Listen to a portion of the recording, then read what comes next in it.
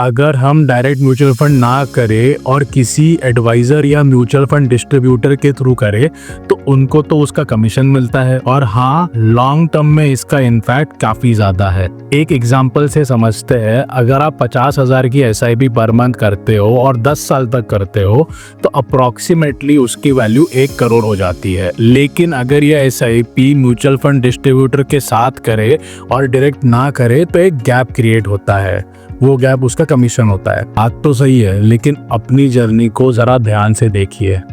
पहले साल में ये कमीशन आपको ज़रा भी नहीं चुभेगा।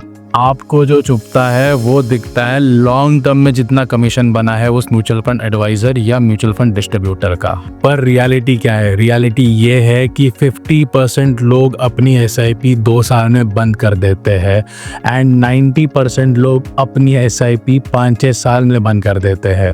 अब सोचिए, अगर आपके पास एक म्यूचुअल फंड डिस्ट्रीब्यूटर हो तो वो आपके गोल्स के हिसाब से, आपके लॉन्ग टर्म प्लानिंग के हिसाब से आपको अमाउंट इन्वेस्ट करने के लिए सजेशन देते हैं and they make sure, they motivate you and आपको एक लॉन्ग टर्म गोल दिखा के आपके साथ इन्वेस्टेड रहने में हेल्प करते हैं। मार्केट अप हो या डाउन हो, दे मेक श्योर कि आपका पैसा इन्वेस्टेड है एंड आगे उसको कंपाउंड मिले।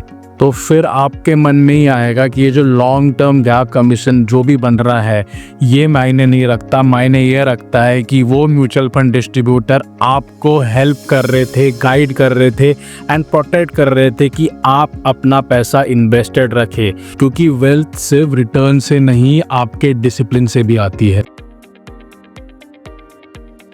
Mutual fund investments are subject to market risks. Read all scheme-related documents carefully.